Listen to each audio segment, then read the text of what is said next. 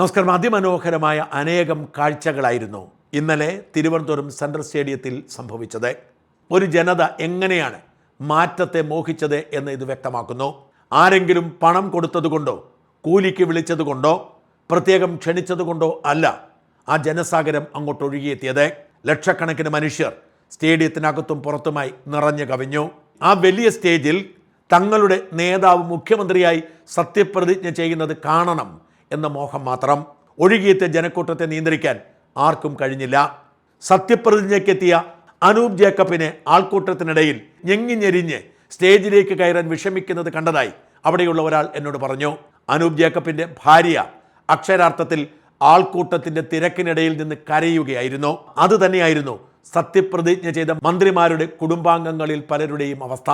നേരത്തെ കയറിപ്പറ്റി എവിടെയെങ്കിലും സീറ്റ് ഒപ്പിച്ചിരുന്നവർക്ക് മാത്രം ആശ്വാസമുണ്ടായി. ഇത്രയും വലിയൊരു ജനക്കൂട്ടത്തെ ആരും കണ്ടിട്ടില്ല. ഈ ജനക്കൂട്ടത്തെ ആരും ക്ഷണിച്ചതല്ല.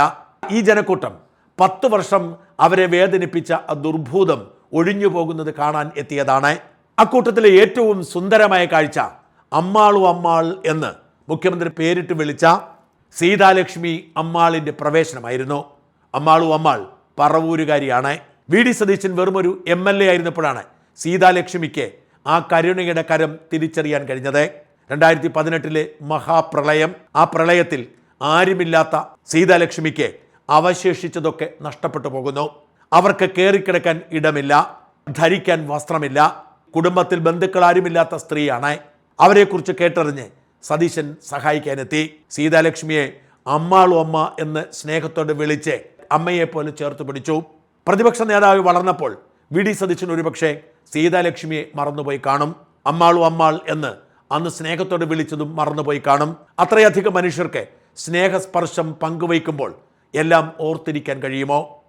പക്ഷേ തന്നെ അമ്മയെപ്പോലെ ചേർത്ത് പിടിച്ച് അമ്മാളു അമ്മാൾ എന്ന് വിളിച്ച സതീശനെ സീതാലക്ഷ്മി മറന്നില്ല. സീതാലക്ഷ്മി ബസ് പിടിച്ച് നേരെ തിരുവനന്തപുരത്തേക്ക് വിട്ടു. തൻ്റെ മകൻ സത്യപ്രതിജ്ഞ ചെയ്യുന്ന മനോഹരമായ ആ മുഹൂർത്തത്തിന് സാക്ഷ്യം വഹിക്കാൻ. എങ്ങനെയൊക്കെയോ അവർ ആൾക്കൂട്ടത്തിനിടയിലൂടെ നുഴഞ്ഞു കയറി.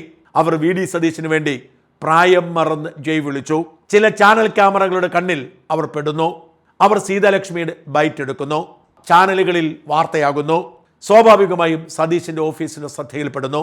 അവർ പ്രത്യേക പാസ് കൊടുത്ത് സുരക്ഷാ ക്ലിയറൻസ് കൊടുത്ത് അമ്മാളു അമ്മാളിനെ സ്റ്റേജിൽ കയറി തൻ്റെ മകനെ പുണരാൻ അവസരം കൊടുക്കുന്നു. അവരുടെ ആ കടന്നു വരവുണ്ടല്ലോ, എന്തൊരു വൈബായിരുന്നത്. സ്റ്റേജ് നിറയെ VVIPകളാണ്.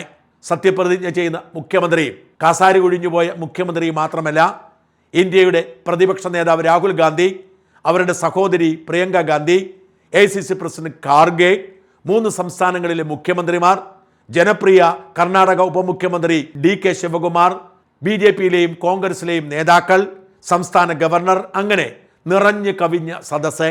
അവർക്കിടയിലേക്ക് ഒരു സാധാരണക്കാരി കടന്നു വരികയാണ്. അവർ ഓടിച്ചെന്ന് കൈ കൊടുത്തത് രാഹുൽ ഗാന്ധിക്കാണ്. രാഹുൽ അവരെ കെട്ടിപ്പിടിച്ചു. രാഹുൽ അവരോട് ചില ചോദ്യങ്ങൾ ചോദിച്ചപ്പോൾ അവർക്ക് മനസ്സിലായില്ല. വി.ഡി. സതീശൻ ചേർത്ത് പിടിച്ച് പേരെന്താണ് എന്ന് ചോദിച്ചു എന്ന് പറഞ്ഞ് അവർക്ക് മറുപടി കൊടുക്കുന്നു. ആ മനോഹരമായ ദൃശ്യം കാണാത്ത ആരുമില്ല. ഒരിക്കൽ കൂടി കണ്ടാലും നഷ്ടമാവില്ലാത്തതിനാൽ കാണുക.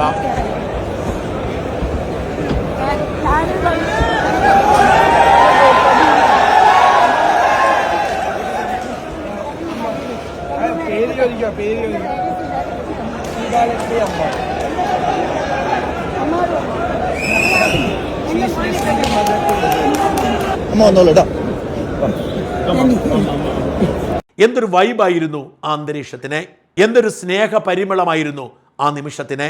രാഹുലും സതീശനും കെട്ടിപ്പിടിച്ച് അമ്മാളു മോനെ തിരിച്ചയക്കുന്നു. PR സ്റ്റണ്ടിൻ്റെ ഭാഗമായി ഉണ്ടാക്കിയതാണെന്ന് ചിലരൊക്കെ പറഞ്ഞെന്ന് വരാം. അങ്ങനെയാണെന്ന് കരുതുക.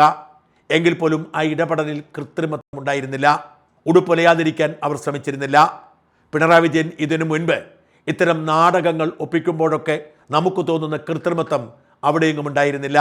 സ്റ്റേജിലേക്ക് കയറി വന്ന് കയ്യിൽ തൊട്ട വൃദ്ധയുടെ കൈ വെട്ടിച്ച പിണറായിയുടെ ചിത്രം നമ്മൾ മറക്കുന്നില്ല.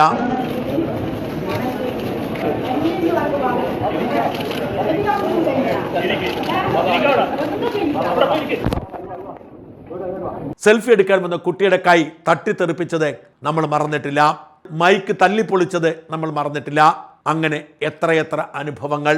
ആ അനുഭവങ്ങൾക്കിടയിൽ ഈ അനുഭവം PR സ്റ്റണ്ട് ആണെങ്കിലും നമ്മളെ കോൾമേയർ കൊള്ളിക്കും. ഇതായിരിക്കണം നമ്മുടെ മുഖ്യമന്ത്രി, ഇതായിരിക്കണം കേരള സ്റ്റോറി എന്ന് എല്ലാവരും ഒരേ മനസ്സിൽ പറഞ്ഞു. ഞാനിത് കണ്ടപ്പോൾ മനസ്സു നിറഞ്ഞുകൊണ്ട് ചിന്തിച്ചത് പിണറായി വിജയൻ്റെ അടുത്തേക്കായിരുന്നു. ഇങ്ങനെ ഒരു സ്ത്രീ കയറി വന്നത് എങ്കിൽ എന്തു സംഭവിക്കുമായിരുന്നു എന്നാണ്. നമുക്ക് ചിന്തിക്കാൻ കഴിയുമോ അവരടുത്ത് വരെ എത്തുന്നത്? അഥവാ എങ്ങനെയെങ്കിലും അടുത്ത് വരെ എത്തിയാൽ അവരുടെ കൈ തട്ടിത്തെറിപ്പിച്ച് അവരെ അപമാനിച്ച് തള്ളിവിടുന്ന കാഴ്ച നമുക്ക് കാണേണ്ടി വരുമായിരുന്നില്ലേ? ഒടുവിൽ പിണറായിയുടെ സുരക്ഷാ പോലീസ് അവരെ വലിച്ചെഴിച്ചു കൊണ്ടുപോയി പിന്നാമ്പുറത്ത് കഴുകന്മാരെ പോലെ കാത്തു നിൽക്കുന്ന കുട്ടി സഖാക്കൾക്ക് ഇട്ടുകൊടുക്കും. അവർ പ്രായം പോലും നോക്കാതെ, ഒരു പാവപ്പെട്ട വീട്ടമ്മയാണെന്ന് നോക്കാതെ രക്ഷാപ്രവർത്തനത്തിൽ ഏർപ്പെടും. നമ്മൾ ഇതുവരെ കണ്ടതൊക്കെ അതായിരുന്നു, നമ്മൾ ഇതുവരെ ശീലിച്ചതൊക്കെ അതായിരുന്നു. ഇതൊക്കെ കാണുമ്പോൾ അനുഭവിക്കുന്ന മനുഷ്യർക്ക് മാത്രമല്ല, അതൊക്കെ കാണുന്ന നമുക്കും വേദനയും ദുഃഖവും ഉണ്ടാകുമായിരുന്നു. മനസാക്ഷിയുള്ളവർക്ക്, മനസ്സുള്ളവർക്ക് ഇത്തരം കാഴ്ച കണ്ടിരിക്കാനുള്ള ശേഷിയില്ല. അവർ സ്ട്രെസ്ഡ് ആവും, അവരുടെ ഒരു ദിവസം നഷ്ടപ്പെടും. പക്ഷേ ഇനി നമ്മൾ കാണാൻ പോകുന്നത് അത്തരം നിരാശ നൽകുന്ന കാഴ്ചകളാവില്ല. നമ്മളെ പ്രചോദിപ്പിക്കുന്ന, നമ്മുടെ ഹൃദയത്തിന് ഊഷ്മളമായ സ്നേഹത്തിൻ്റെ പരിമളം പരത്തുന്ന ഇത്തരം ചേർത്ത് നിർത്തലുകളുടെ ദൃശ്യങ്ങളാവും. നമുക്ക് സമാധാനത്തോടെ TV കണ്ട് ഉറങ്ങാൻ കഴിയും. ഇത്തരം സ്നേഹത്തിൻ്റെ പരിമളം എങ്ങും വസിക്കട്ടെ എന്ന് പ്രാർത്ഥിക്കാം.